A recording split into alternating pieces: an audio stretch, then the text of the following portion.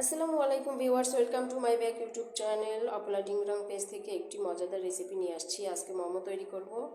এটার জন্য নিয়ে নিলাম 250 গ্রাম মুরগির মাংস। এটাকে আমি পাটাতে ভালো করে বেটে নিব।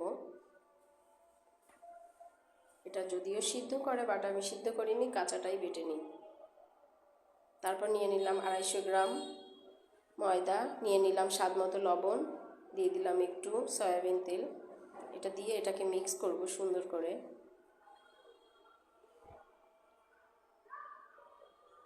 এরপর নিয়ে নিচ্ছি পরিমাণ মতো পানি, যাতে এটা বেশি নরম না হয়ে যায়।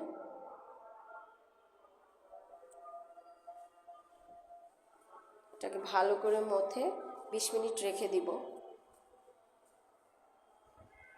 এবার চলে যাচ্ছি আমি পুরটা তৈরি করতে। আমার মাংসটাও বাটা হয়ে গেছে। এখানে নিয়ে নিলাম একটি প্যান, দিলাম প্যানে কিছুটা তেল দিয়ে দিব। এবার দিয়ে দিলাম পেঁয়াজ কুচি, মরিচ কুচি, তারপর দিয়ে দিব আদা রসুন বাটা 1 চা চামচ, দিয়ে দিচ্ছি স্বাদ মতো লবণ,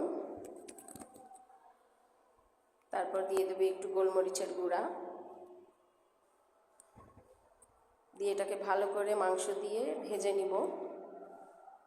আমার এটা ভাজা সুন্দর করে হয়ে গেছে। এবার নিয়ে আটাটা বেলে ছোট করে এইভাবে মোমোটা তৈরি করছি। দেখেন কত সুন্দর লাগতেছে। তৈরি হয়ে গেছে আমার মোমো। এটাকে এখন সিদ্ধ করতে দিব।